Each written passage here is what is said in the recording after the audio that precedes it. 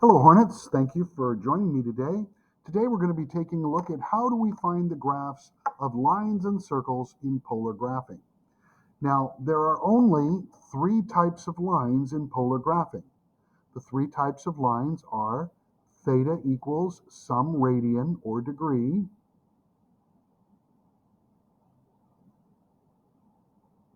and that's or degree measure.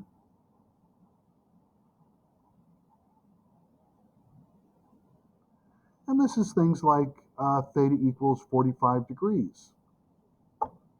Pretty straightforward. Then we have r equals a secant theta, and this represents the vertical line x equals a. R equals a cosecant theta is what gives us y equal to a. Now you might ask yourself, why is that the case? So let's just go ahead and take a look. I know that if I am given r equals a secant theta, then I'm looking at r equals a divided by cosine theta. And if I multiply both sides by cosine theta, I get r cosine theta equaling a. But in polar coordinates, this thing right here is cosine. Okay, so just be aware that polar coordinates are using x equals r cosine theta and y equals r sine theta. Converting into rectangular, from rectangular to polar, we have to first find theta and then find r, and we're using the arctangent of y divided by x. Now keep in mind, based upon its position, we may have to add pi to it if it's in the second or third quadrant.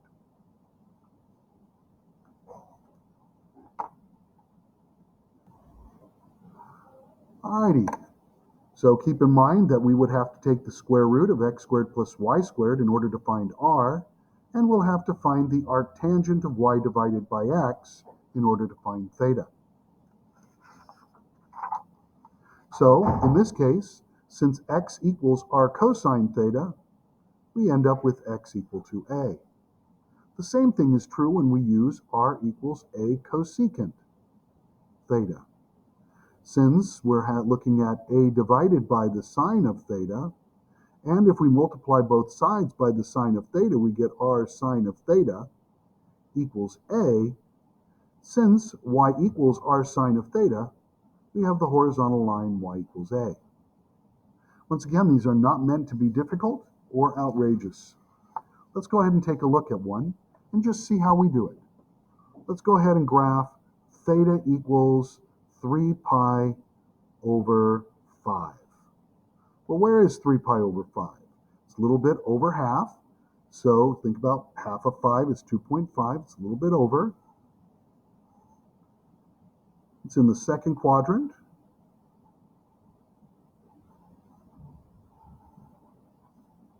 And we draw a line representing all of the radii that are sitting on that radial. Now, as I do my concentric circles, I get more and more points. And all of these points lie on the same line, theta equals 3 pi over 5. It's, again, pretty basic. Let's go ahead then and we'll take a look at another one. Let's take a look at r equals 2 secant theta. I'm going to go ahead and I'm going to find my pole, write my polar axis, find a length of 2, and I'm going to draw a vertical line. Remember, secant is a vertical line, and I now have my r equals 2 secant theta. If I wanted to do, let's say, r equals 4 cosecant theta, I draw my graph.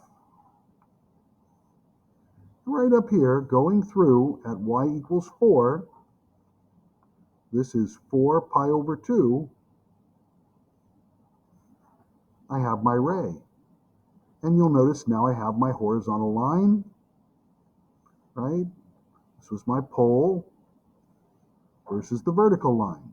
Now, the reason why I did that crosshairs is so that we can use our radial theta equals pi over 2 in order to graph this. Okay, let's do one more line. Well, I guess that's all of our lines. Let's go to the next figure and let's do circles. There are 3 circles. The 3 circles are represented by r equals some length.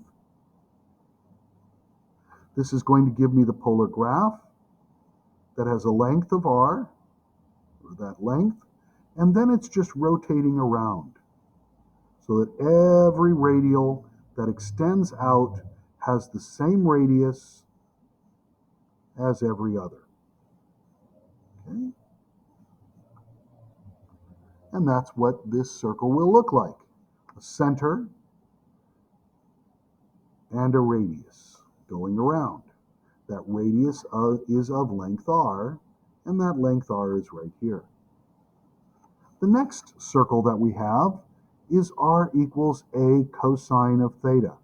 Now be careful, because as we graph this cosine of theta, you need to keep in mind that a is the diameter. So if I go a length of a here,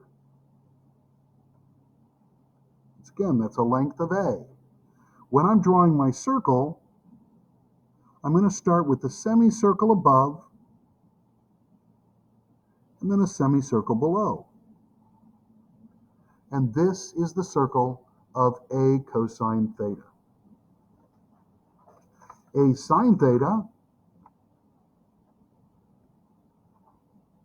is very similar, except now it moves along the radial theta equals pi over 2. And once again, this value right up here is pi over 2, is a pi over 2. Just like this point right here is 0, 0 pi. Now if I draw my circle, I'm going to do 2 semicircles, one to the right and one to the left. And you'll notice halfway between 0 and a is the center of this circle, just like halfway between 0 to a is the center of that circle. And once again, this is how we graph circles and lines. Okay? We recognize what it is, we find our length, and we just make our circle either wrapping around the theta equals pi over 2 axis, or symmetric and wrapping around theta equals 0 pi. Alrighty, that's our goal. This is what we're trying to do, and you will be graphing more tomorrow. Thank you very much, Hornets. I hope this has helped. Please remember, if you found this useful, please click like. If you have comments, suggestions, or concerns, please remember to let me know, and I will do my best to improve the video and potentially redo it. Thank you very much. Please be safe and kind to each other. Cheers, Hornets.